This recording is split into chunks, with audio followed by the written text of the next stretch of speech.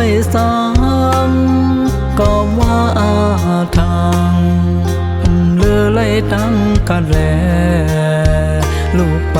สั่งเมืองหวังความปล่อยปานลูกชายอิน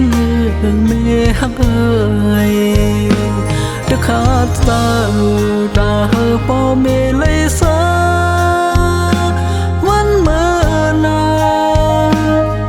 เจอถึงตั้งป่ออีกเมเดี๋ยวสร้างเหตุเหลือเสียนอนเจ็บน้ำตาก็ว่า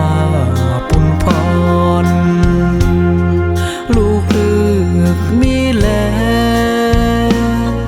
อ่างอ่า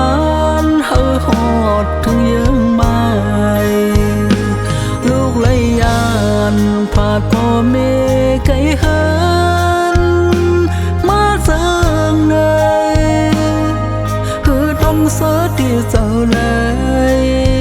เป็นไว้น้ำตาพาจันล้อเข้าเสือกินป่านเป็นลูกเล่นหาเจ้ากินคำ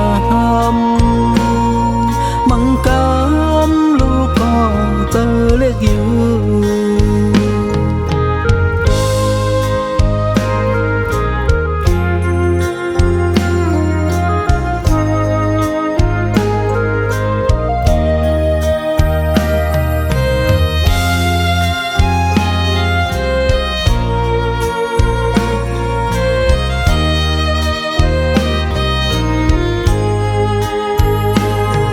วนถึง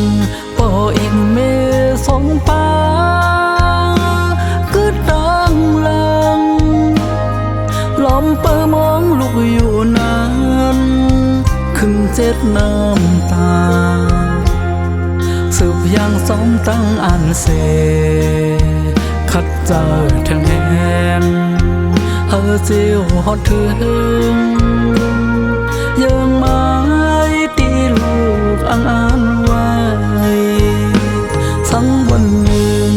ลูกเหมือนนั่งเสือมุมมองยังอ่านจึงเตะปกสู้เมอยู่นาเปวนนำนาหึงวันหนึ่งตื่นคอยเมยาเจอเลวนจอมลูกน้ำสั่งถึงเมหอนลูกใจเอ่ย